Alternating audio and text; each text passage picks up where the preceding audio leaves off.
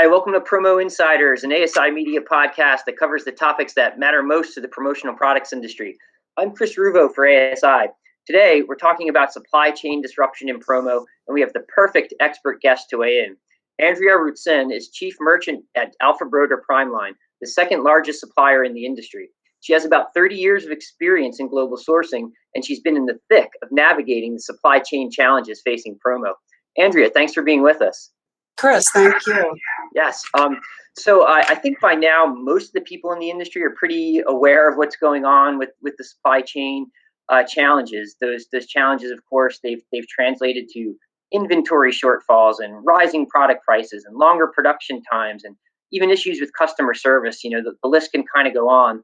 It was interesting. I think, Andrea, we were communicating a while back, and you said that you've done global sourcing through wars and natural disasters and political upheaval, terrorism, on and on.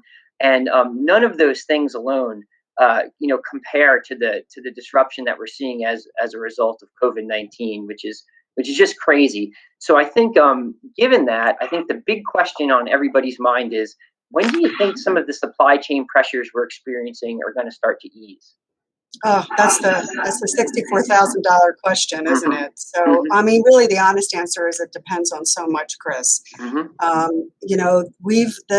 global supply chain depends on so many inputs from all over the world. And it's really been something that's been honed over the past, I would call it 40 plus years. Really, we've experienced a period of relative global stability that's allowed us to really be very precise and extract value and really refine that. So as we said earlier, the pandemic just turned all that upside down. So we've really learned how fragile it is, when everything isn't running with, military precision. And I think that's really what we've experienced. So really, for the first time in a long time, all of us have really had to pivot to almost like real-time planning. Okay. What makes sense today might not make sense next week, and there's so many different inputs that affect that. At Alpha Broder, we have the advantage of working with lots of different suppliers, large and small, retail, our own private brands. So we really have a nice view of kind of what's going on, so it's really helped us. We've really, even at the second half of last year, we really pivoted with our partners and really started to talk about like long range planning and how we can really sort of focus on what's the most important and really build that, because right now it's difficult to plan. It's difficult to have, sort of that precision, that predictability that we all like. So, right now on the apparel side, we're very much focused on sort of seasonal purchases, right? So, rather than thinking about the products that our customers might want to buy 6 months from now, we're really thinking about the products they want to buy now. So fleece and outerwear, is moving to our hard goods side, the same really holiday gift giving, premium products, retail products. So really trying to focus our supply chain team more on our real-time product needs, versus sort of those every product, every day supply chain that we had become accustomed to. So, I think a lot of people are not predicting it normalizes to some degree till maybe the second half of next year. So I think, we're just going to be really focused on improvements in areas that matter the most to our customers.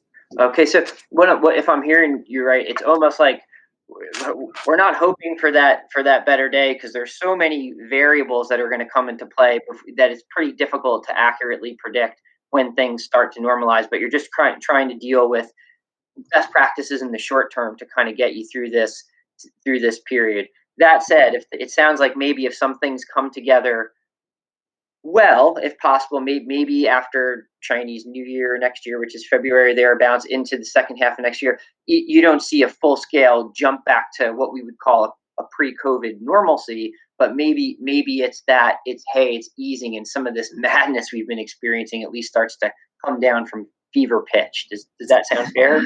Well, I mean, to sort of flip it around, if we kind of went back to exactly the way it was pre-COVID, that might be, that would be a loss, right? So I think we've learned a lot. So, we've been looking at sort of, this idea about really focusing in on those products, those brands that, really make sense. And, a lot of conversation has been had with our partners on SKU rationalization and really thinking about, there's an adage in retail, a saying, it's called like the 80-20 rule. Like Mhm. 80% of your revenue comes from 20% of your customers, or Mhm. 80% of your revenue comes from 20% of your SKUs. Mhm. So, at Alpha Broder, we've been looking at our assortment that way for a long time. We have our Prime Plus, and in our industry, you would be surprised,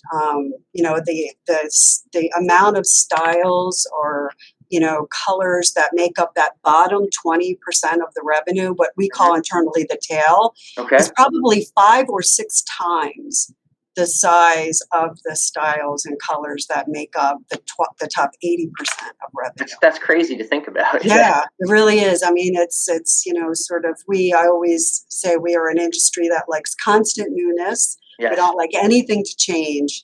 So I think, what this will teach us, and this will make our industry really stronger, is, we need newness, we need innovation. Hey, I'm the product person, so I love to do new product, but we Right. want to be responsible, and we've learned how fragile a supply chain is, Mhm. that depends on, like, sort of excess choice, excess, inventory. So, we're not going to pull back in a draconian fashion, but I think the industry can really take a hard look at that and make Mhm. really good choices to make our supply chain much more resilient, so that we're not so impacted when, kind of hiccups happen, because it's difficult to manage, in a precision Mhm. environment, I think, for the short term, for sure. So given that, it sounds like one of the new best practices that might emerge from all this is we might see a streamlining, if you will, of the SKUs available in the industry, and maybe being a bit more selective about the new products that we do develop and actually bring to market. So that's an interesting development for sure to come from this. But what are some of like the other best practices that might emerge from this? Because just listening to you now, you could tell that so much learning, it's not the way Yeah, we want to learn. It's a yeah. painful way of learning, but so much learning is happening, it seems, on the supply chain side. What are some of those new best practices, that suppliers and importers are learning and that they can implement, and how might that make our industry better in the long term? So I can honestly say that, since the pandemic hit and all of this has happened, our relationships with our partners have gotten better. Communication has always been key and super important, but we're collaborating, communicating even more. We're always a very transparent company, but we've become even more transparent. So we're really focusing, on being transparent with our supplier partners, Hmm. and getting their feedback as well. We are pulling all sorts of triggers, all sorts of way that we can work differently and better. But I would say, for us with our supply chain, that as well, but even more so with our customers. Okay. We've been hyper focused on communication. Sometimes it's not always the answer we all may want to hear. Hmm. But, I think this has really taught us the importance of, sort of, we're our own supply chain. Our customers, our customers' customers, all of our sales and marketing folks and supply chain. I mean, I just want to call out, not only at Alpha Broder Primeline, but throughout the industry, just the folks that work in the supply chain. This has been like, blocking and tackling every day. It's been very, so I think, like anytime you go through a difficult, a situation, you can really pull together and make things better. And I do believe that, these like sort of strengthened relationships we've all formed will really help us. Other things, you can think about again is, just thinking about better planning. Hmm. There's always going to be that, sort of last minute need, but where you can, planning ahead with your supplier partners and with your customers, it can only make the industry better. All right. Before we go on, let me just say that if you're listening to this live, please type in any questions, and we'll try to get to them if they're relevant to the topic. Of course, comments welcomed as well. We're happy to hear what you're thinking and try to respond to that. Um, so Andrea, so obviously that improved communication is going to be big. It sounds like streamlined SKUs are another of the big things that are going to kind of come of this. One other thing that had occurred to me just in talking with you and other sourcing experts, do you think that we might see some continued shift to new countries, or even bringing some sourcing to, say, like our hemisphere, if you will, like sourcing, say, closer in Latin America, for example, or the Caribbean, maybe, just to maybe circumvent some of the issues of getting stuff from so far away to North America. Do you see that happening as well, or is that not really in the works yet? So it really depends on sort of the product categories, right? Because sourcing is, every sourcing region of the world can't do every single product at every Hmm. single price point. So I do believe that, people that do sourcing are looking at that on a daily basis, constant Hmm. basis. Hmm. So, and sourcing depends not only just on manufacturing, but also on a lot of, sort of governments and policies and things like that. So, it will be interesting to see if different, kind of policymakers and governing bodies and governments do look at this as an opportunity to make, sort of shifts in sourcing, kind of more practical. Got it. But so I think it'll be interesting to see what happens in the next couple of years. Certainly there's products that are natural match for near sourcing, Central America, South America. But that's not to say that, sourcing in other regions can't be made more efficient with planning and sort of that, kind of real time when you're sort of really focusing on the products that sell and those quantities, you can do sourcing in multiple regions, do Hmm. cost blending. So I think, the planning aspect of that and ways that we can look to improve our supply chain, can make even, sourcing in Asia and Africa more efficient, not take, 6 months and things like that. So I think everyone's going to be looking at that for sure. It's a great question, Chris. Awesome, awesome. Interesting. So we had a question come in, and I think this is from a distributor perspective, and the question is, how far in advance should you plan in our new normal? So I think and if we're wrong, let us know. But I think what's being asked is, hey, I'm trying to get orders produced for my client on time. How much lead time to suppliers, generally speaking, kind of need nowadays to be able to fulfill this and make sure it's going to go off the way my client wants it to? That's a difficult question to answer with much precision, right? Each week is different. Each kind of region is different.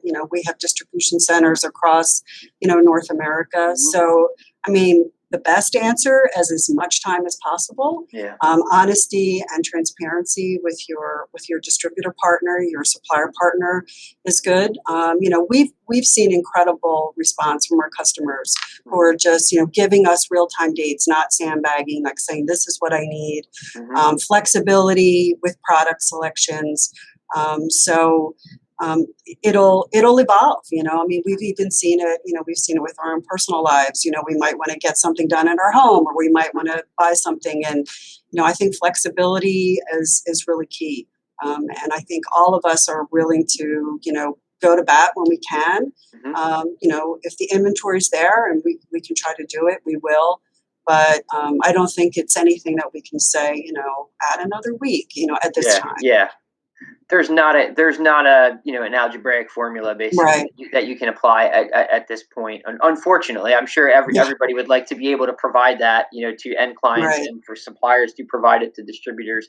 But maybe at this point, given all the contingencies, it's not Mhm. realistic yet. So it sounds like if there is, the big takeaway is, boy, just get it ordered as far in Yes. advance as possible, and you probably stand a better shot of getting the products that you want, when you Absolutely. want to buy. So that's maybe just a best practice to observe going forward. So in there, Andrea, though, you mentioned the magic word on everybody's mind, inventory, right? We Yeah. all know that one of the big supply chain challenges has been that there have been inventory shortfalls, and it's not Yeah. particular to one category or one supplier. It's across the board. It's a big deal. So given that, what do you think the inventory situation in promo is going to look like in Q4? And yeah, I'll leave it at that. Just like, what is it going to look like? Are we going to have products? What's going on? Yeah, I mean, I think everyone is steadily building up their inventory. Is it exactly where we want it to be right now? No, but as I said before, we are really trying to plan and focus on kind of those products that make up the, kind of the foundation of our customers' business. And so there'll be pockets, where we can be strategic, we can fill in holes. We'll do a little bit of air shipping.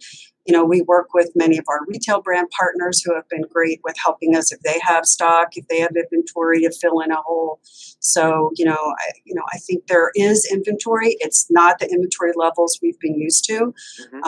We're building our inventory right now on fleece and outerwear products. We feel we'll be able to service, our fourth quarter needs better, but we're not going to build to those levels of safety stock that everyone's, sort of used to. You go on to, a supplier partner and you see they've got 5,000 plus of this, and this. So, I think we are going to be able to do that. I don't think we'll be able to start building our safety stock levels to, more comfortable levels until as we go into the, the first half of next year.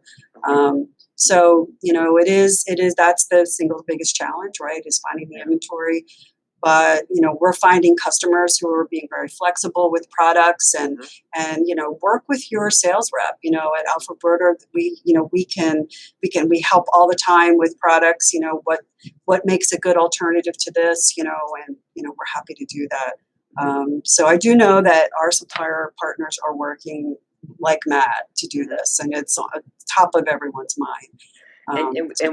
Would you say, just in speaking with other colleagues within the industry, and just even in other industries, related industries like retail, that's kind of generally the scenario that you're going to encounter, where safety stock levels are not going to be at what you'd expect them to be, and they're trying to beef up on those core products in the core categories, but maybe some of those more unique niche items you're not going to find, or you're not going to find a lot of depth on them. So if you're looking for those kind of products, as a promo distributor, again, even more impetus to order farther in advance for the gifting season, if possible. All fair to say, Andrea? Yeah, I mean, I read something last week from a CEO of a major U.S. retailer who, really called the supply chain and the inventory more lumpy.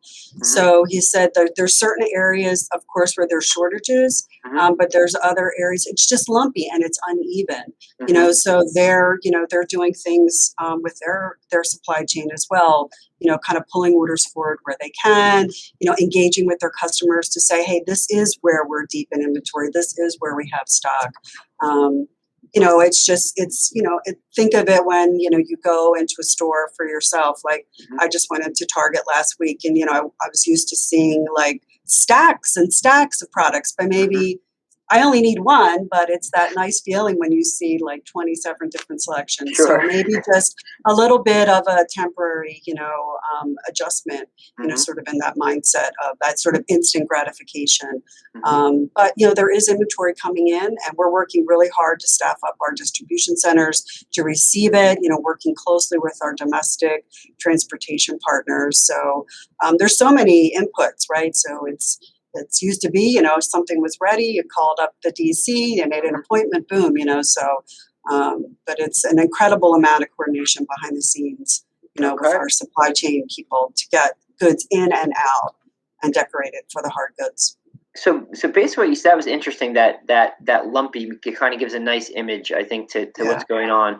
And it just, as you said that, it occurred to me to ask, are there certain, and I'm not talking about just at Alpha Broder, I'm talking industry wide, is there certain categories that might be beefier on inventory than others, and then certain categories where we might be thinner? Like for me, I think like you hear about all these chip shortages. Boy, certain tech products might be an issue. Like, is there categories like that you think could be hit harder than others? Well, I mean, speaking on the apparel side, for sure, we're definitely focusing on, and our supplier partners are definitely focused right now on seasonal goods. So fleece and, t-shirts and the top sewing, kind of colors and sizes. China right now, I think a lot of what's going on with the hard goods coming in, there's a lot of competition for space, because retail expects to have a banner holiday season, from a Hmm. consumer level. So we are definitely, looking at, kind of how to get the different product categories out of China, for like, so those classic hard goods categories. So I think the lumpiness is going to continue. Hmm. I hesitate to make any sort of grand statements about this product's not going to be available. But I think there's going to, just like a flexibility and working really closely on visibility. So working really hard to bring in, we definitely think and see trends for holiday being, again, like we saw last holiday, and premium gifts. People are very focused, end users focused on employee retention, thanking their customers, thanking their employees. So I think, we're definitely focused on making sure those fourth quarter holiday, kind of gift giving things are as strong as we can make them. All right, fair enough. Yeah, We had a question come in from Teresa McKinnon, and she's Teresa. actually, yeah, she's asking like the root cause. What is the root cause of all this supply chain disruption? She's saying, there's been is it an explosion of orders with business getting back to work? Is it manufacturers behind due to pandemic shutdowns and getting back to speed, or a combination of the two? Yes, yes, and much more. Right, Andrea. Do you want to take that one? Yeah, it's not one thing. Typically you might have a situation in a supply chain where a certain region of the world has a natural disaster, so things shut down, or you might have a port strike, or you might have a political unrest, or a crop failure. So there's shortage. Like this was like everything. You brought it up right as we kicked off, Chris. Hmm. So everything isn't in its normal place. So it's just that it's very hard to pinpoint. Hmm. Last week our CEO, Dan Pantano, sent a note to the industry just about all the things that are going into just the cost inputs. Hmm. It's labor, it's equipment, it's Hmm. it's raw materials, transportation. I mean, container rates out of Asia are like 10 times what they were. Hmm. So, it's like 52 car pickup for the world. Like everything Yeah. just is not where it's supposed to Right. be. And it's not an easy fix because you've got rolling shutdowns throughout the world. Hmm. Things open and, it's things open, then close, open, then close, open, then close. So it is. And it's, there isn't just, it's, there's no control group. It's Right. everything all at once. Right. It's and of course, just to even be more fundamental, the basic supply chain of our industry, right, is that, yeah, we're based here in the United States, North America, but most of what we sell here is produced overseas, particularly in Sure. China. You have to get it here. Every industry in the world is bouncing back post COVID. There's Right. huge demand to get on those for the shipping capacity. There's not enough capacity. Even when you get it here, there's congestion at the ports, then there's Right. congestion in the rails. Absolutely. So even if you might have product ordered, shipped to New York or to Los Angeles, and it's just sitting there, and then you get it on the rail, but the rail guys are backed up, Right. and then once it finally gets to your warehouse, that particular supplier might be dealing with labor shortages because the labor market's so tight, so they can't get everything stocked and decorated Yeah. as fast as they used. It's this pull your hair It's out scenario that's affecting, that just goes yeah. right from the beginning of the supply chain to the end. Let's jump into this next question though, because it's an important one. Do you see product prices continuing to climb through the end of the year, or do you think they've kind of plateaued? Because obviously we've already seen increases as a result of COVID and the supply chain disruptions. But do you see more increases, or are we finally kind of leveled out? I think that's difficult to say, but I think we're going to continue to see price volatility, and with so many things still not functioning smoothly. There's yarn shortages. There's the labor is a huge issue, Hmm. both in this country as well as others. So I do unfortunately see continued, I think, price adjustments, and we're going to see that as we go through the rest of the quarter. I think what everyone, wants to know is like, is this the ceiling? But Mhm. I never thought we'd see containers that cost 10 times what they've seen. So, Yeah. we're starting to see some policy and government intervention, in the Mhm. supply chain, which I think is good, because some of the costs are a bit runaway. But Mhm. there's certain things that we can't. Yarn shortages are real. Mhm. And that's not something that's going to change overnight. So I think we're going to see continued price volatility for sure. Okay. And it's just, and I think that's everywhere, not just in our industry, but I think it's, there's a huge demand, Mhm. at a consumer level, at a business level.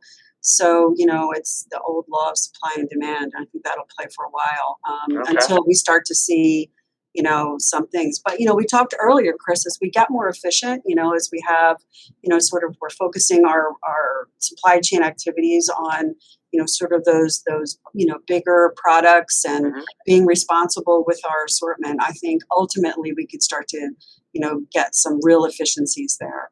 But Okay. there's so many things happening right now, Yeah, and to the points you're making there, what's driving those product price increases? It's not like it's a cash grab by suppliers trying to make up lost Yeah. revenue Mhm. after it's hey, our container costs increased, Yeah. 10, 15, 20 times over, and the factory and the exchange rate between the US and Yes. China has not gone favorably for us. Um, you know, Labor rates, the labor labor rates, rates. if Yeah. you higher in this market, you got to be willing to pay and to Yeah. compensate, more than you were a year or so ago.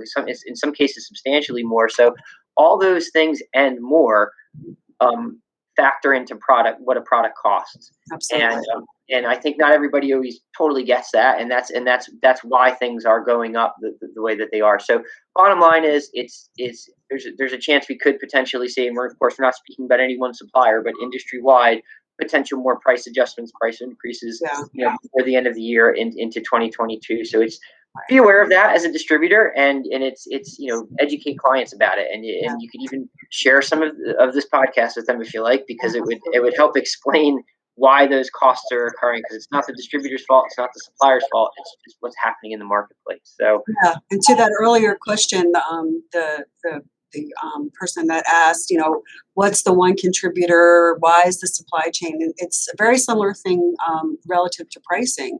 mhm, In the message Dan sent to the industry last week, it's not just one thing. It's labor rates, mhm, it's transportation costs, it's raw material shortages. So they all play, and depending on the product, they play in different ways. mhm. So it's a very complex sort of puzzle right now. All right. So yeah. Got it.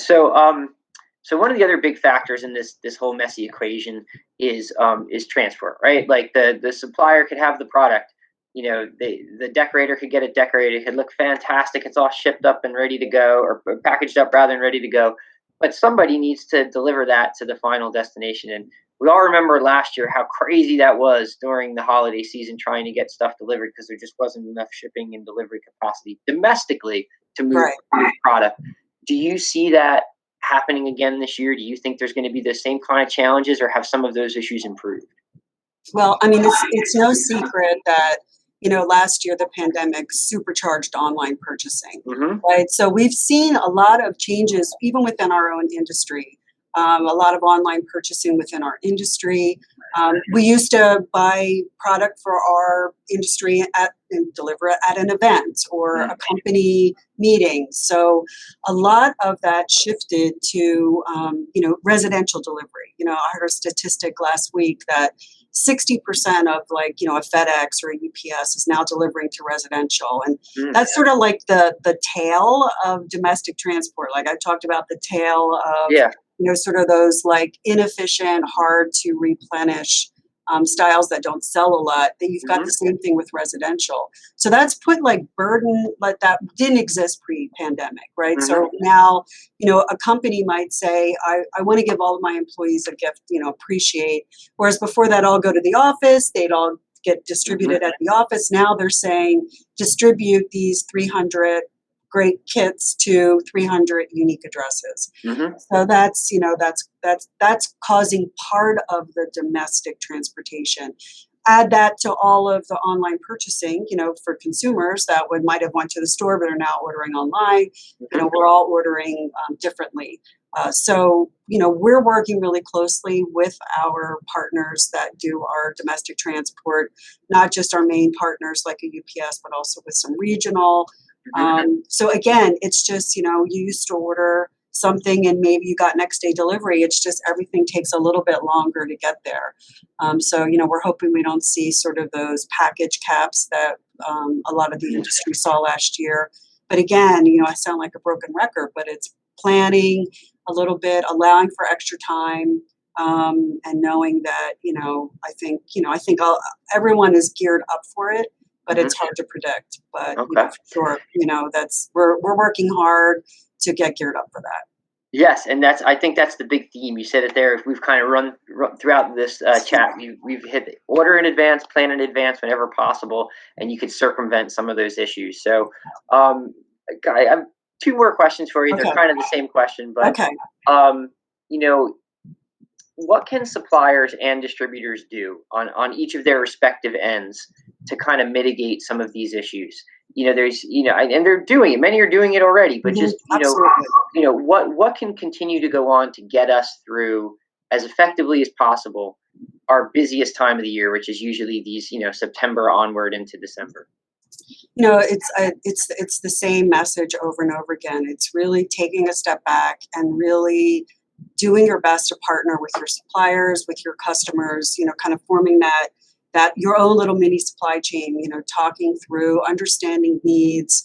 Look, this is, we're a culture and industry that really has got used to instant gratification, and it's like, for the time being, we all have to just sort of understand that this is not, look, we're humans. We like Mhm. predictability. We've all planned our businesses on reliability and predictability. So we're all sort of in uncharted territory. So really kind of that, just enhanced communication and look, being a little flexible. Mhm. We all are waiting a little bit longer. We're all, kind of, so making those kind of plans as best as we can. So, it's just a lot of people are working really hard across the entire industry, to do the best that we can. But I think collaboration, transparency, working together, just good old fashioned partnership is Mhm. more important today, I think, than, any.